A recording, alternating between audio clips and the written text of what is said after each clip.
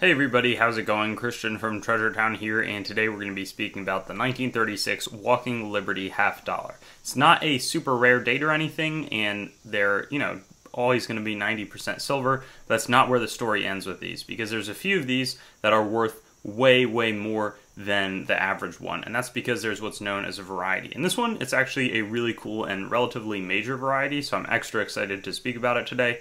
But basically, it's the process, or the product really, of a mess up at the mint in terms of how they made the dies that are used to strike these coins. So I'll be explaining just what we're going to be looking for on this coin. I don't have the variety, it would be very costly to get it, but then we'll go to a PowerPoint presentation with some clear photos that I'll explain along with the values based off of what condition your coin is in. So definitely something to be on the lookout for. Let me explain.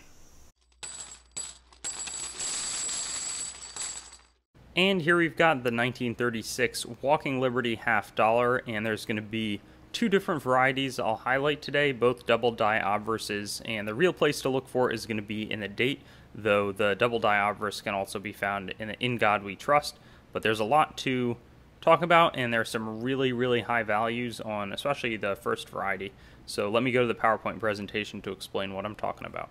And here we've got the 1936 double die obverse, and when I say that this is a really obvious error, it is, and it's crazy that it escaped for so long, and there's only one VG10, which is super worn, example known when it's this obvious. So as you can see, super clear split serifs in every one of the numbers in the date, and then if you look at the In God We Trust, again, just huge separation, extra thickness, northwest, southeast doubling, and the VG10 example sold for $15,000. So if you could find another one of these, I'm sure it would be massively valuable. Curious to see how many are out there.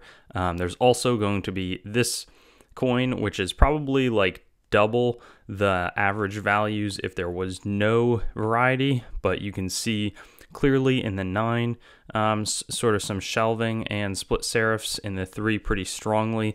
When you look in the In God We Trust, it's not quite as clear, maybe a little bit. Definitely in that E, you can see, and the T, some differences in the serifs in those letters, but just 1 or 2 coins that you really want to be looking for, because there's no harm in checking quickly, and this is a pretty apparent error, so it'd be a pretty cool one to own. Certainly this one, or even this one. I mean, it's probably visible with a very limited loop, limited magnification, because these are some nice split lines. Thanks for watching the video. I'd encourage you to like the video, comment, and make sure to subscribe to my channel. And I also have Facebook, Instagram, Twitter, and some other social media platforms. You can also go to my main channel website, treasuretownYT.com, to learn more about the channel and sort of stay in contact.